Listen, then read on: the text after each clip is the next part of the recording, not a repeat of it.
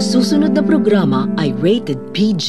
Ito ay nangangailangan ng patnubay at gabay ng magulang para sa mga batang manonood.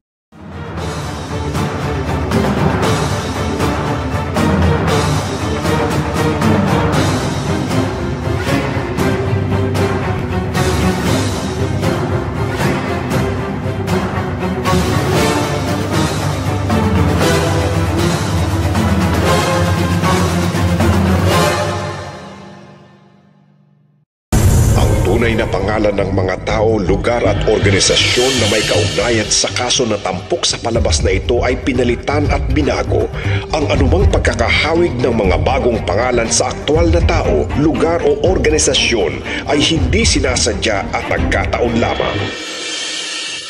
Noong March 4, 1996, nagreklamo o nagsampa ng kaso sa hukuman si Esmenio Madlos laban sa National Labor Relations Commission o NLRC and the Manila Hotel Corporation dahil sa pagtangkal kay Mr. Esmenio Madlos sa kanyang trabaho base lamang sa hearsay affidavit o sabi-sabi na walang kredibilidad at walang sapat na ebidensya na siya ay dapat tanggalin sa kanyang trabaho matapos na ideklara ng NLRC na si Esmenio Madlos ay nararapat na tanggalin sa kanyang trabaho at panigan ng The Manila Hotel sa pagtermina ng kontrata ni Esmenio Madlos.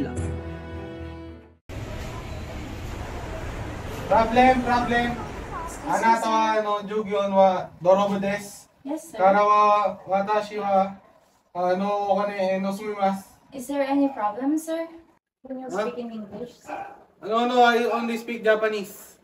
Please wait a minute, sir. I'll come back to you. Okay. Make it pass. Okay, sir.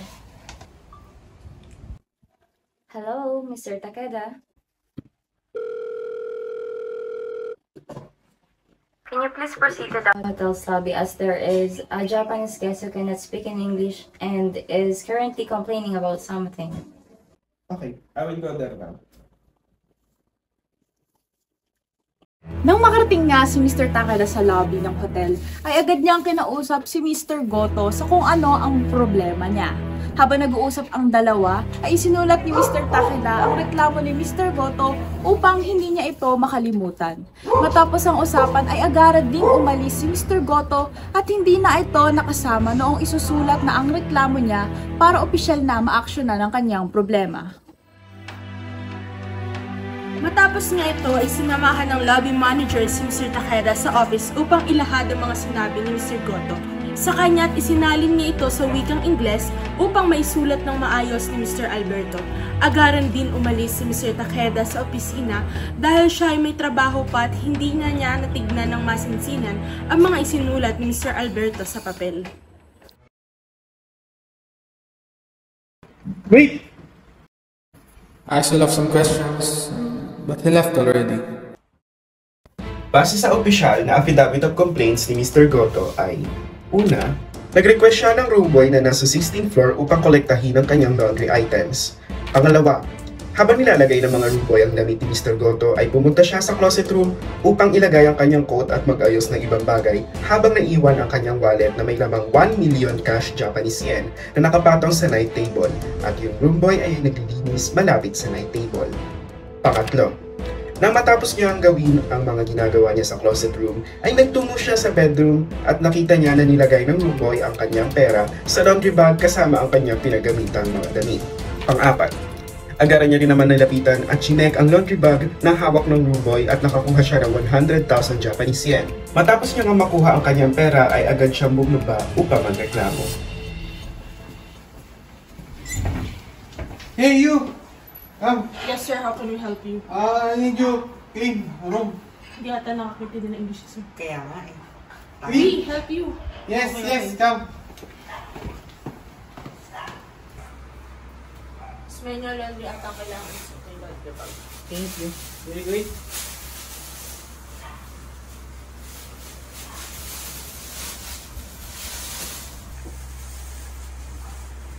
Hey, what's that? This is money. This is mine. Okay?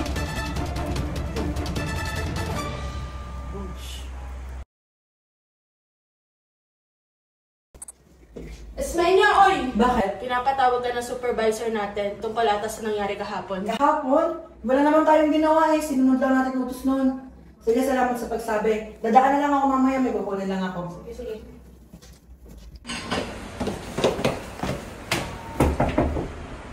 Ipadala mo lang. Wait lang ah. Ibabangga ko lang to. Ah, sige. Excuse me po, pinapatawag niyo daw po ako. Maupo ka.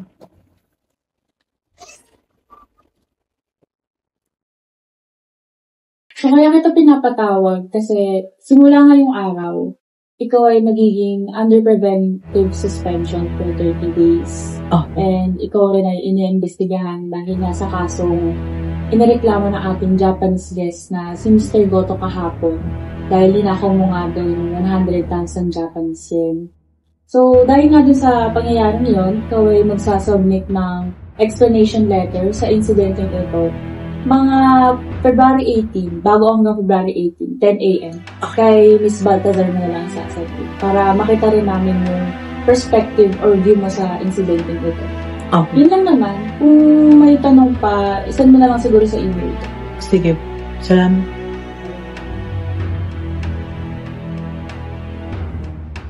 Agaran din namang nagsulat si Ismenyo Madlos ng eksplanasyon upang ipaliwanag ang kanyang panig at ito ay kanyang ibinigay kay Mr. Baltazar ng HRD noong February 18, 1991. Tao po. Pasok. Maupo ka.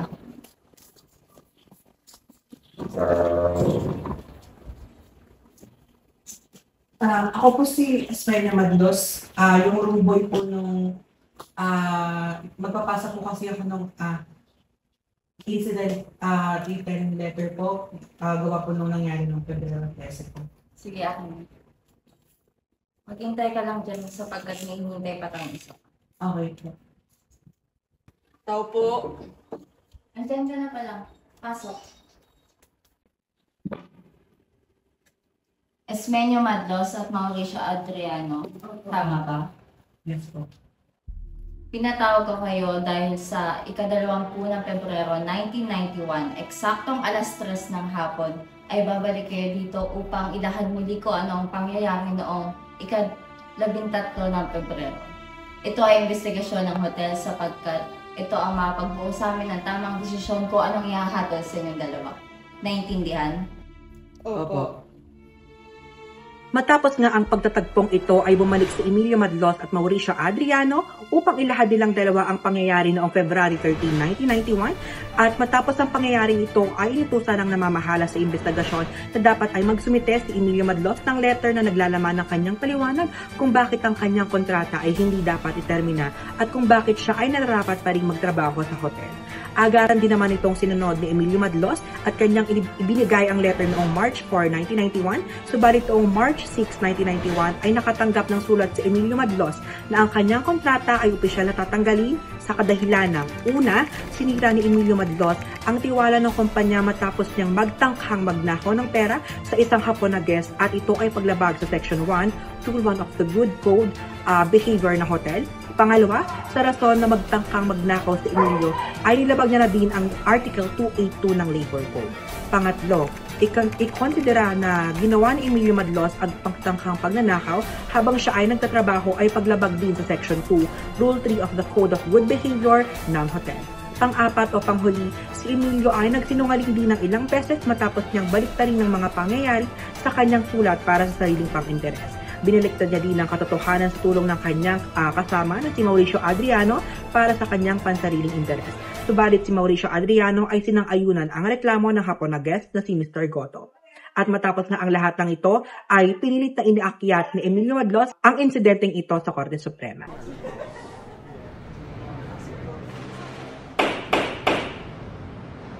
Question for the accuser, lawyer of Manila Hotel and NLRC. Mr. Ismenyo Madlos, base din sa buong pangyayari, ay binigyan ka ba ng tsansa ng hotel na ipaliwanag ang iyong sarili? Opo. Para sa'yo, ipaliwanag mo ako anong side mo dahil alam na nating lahat kung ano ang inilahad ni Mr. Goto dahil sa kanyang affidavit of complaint. Bandang alas 10 po ng umaga noon nang lumapit po sa amin si Mr. Goto para humingi po ng tulong. Hindi pa nga po namin siya maintindihan kasi putol-putol po yung English niya. Talagang natatry hard po siya mag-English noon. Nagkaintindihan lang po kami noon dahil sa body language niya. And matapos niya po lumipat sa amin, ay lumapit sa amin, ay naintindihan po namin na kailangan niya ng magpa-laundry. Kaya naman po, sumunod po kami sa kanya, sa room niya, upang linisin po yung mga kalat niya at ipa-laundry na nga po yung damit niya. Kasama ko po doon yung si Mauricio po, kasi kaming dalawa po yung naka-duty ng oras na yon. At pagkatapos po namin pumasok sa room ay inabot po sa akin ni Mauricio yung transparent na laundry bag. Nakapwesto po si Mauricio sa minibar at ako naman po ay nakapwesto sa kama. Si Mr. Goto naman po ay nasa gitna lang po namin, kaya kitang-kita niya po yung pangyayari. Hindi nga po siya gumalaw doon at talaga pinapanood niya po kami habang kinukuha yung mga damit niya. Tapos, nung inangat ko po yung laundry bag para senyasan po si Mr. Goto if pwede na po kami umalis, doon niya lang po napansin na meron po palang pera. Hindi naman din po namin siya napansin ni Mauricio na may pera po doon. Tapos, inutusan niya po kaming ilabas yung pera, kaya nilabas ko po siya doon sa laundry bag, tapos binilang po namin siya. Nabilang po namin na 100,000 Japanese yen nga po yun, kasi nakabundle pa po yun, 10 bundle po siya. Matapos po nun, binigay ko po sa kanya yung pera, tapos tinanong po namin siya if pwede na kami umalis kasi ipapalante po namin. Okay naman po siya, tapos akala ko po okay po yung lahat kasi wala naman po talaga naging problema, kaya nagtataka po din ako na nagreklamo po siya na ninakawan po siya ng pera. Matapos ang hearing na ito ay inimbitahan ulit ng korte ang kampo ni Emilio Madlos at ang kampo ng NLRC at Manila Hotel para sa desisyon ng korte.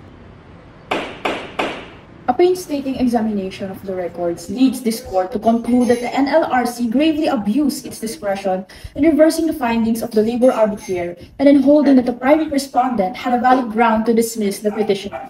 Loss of confidence brought about by the petitioner's alleged dishonesty. The labor arbitrator's decision regarding the dismissal of the petitioner is supported. The affidavit relied upon by the respondent lacks substantial evidence. The affidavit contains the understanding of Takeda, who translated Goto's alleged narration from Japanese to English. Takeda admitted that he did not check the accuracy of the type compliant given to Goto for his signature. Therefore, the affidavit is hearsay and has no probative value. Dismissing the petitioner based on this doubtful evidence would be cruel and unjust, violating the Constitution's guarantee of job security. During the hearing, Mauricio Adriano's testimony supported that the petitioner's version of events. Mauricio confirmed that there were 3 individuals present in the room, the petitioner Goto and himself.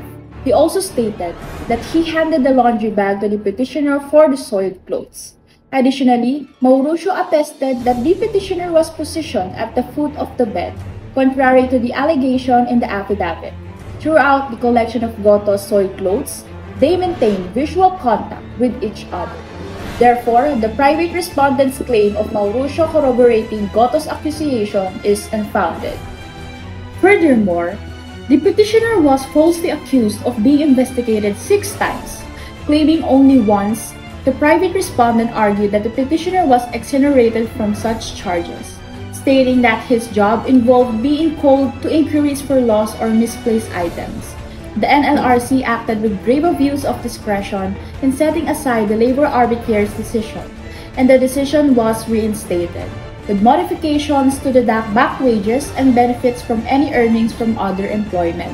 Wherefore, the assigned decision of the National Labor Relations Commission in NLRC NCRK-CA number 002977093 is set aside, and the decision of the Labor Arbitrator in NLRC NCR case number 0301576691 is reinstated, subject to the modification that such amounts as the petitioner may have earned from employment elsewhere from the date of his illegal termination from his employment up to the date of his reinstatement should be deducted from the award of back wages and other benefits. So ordered.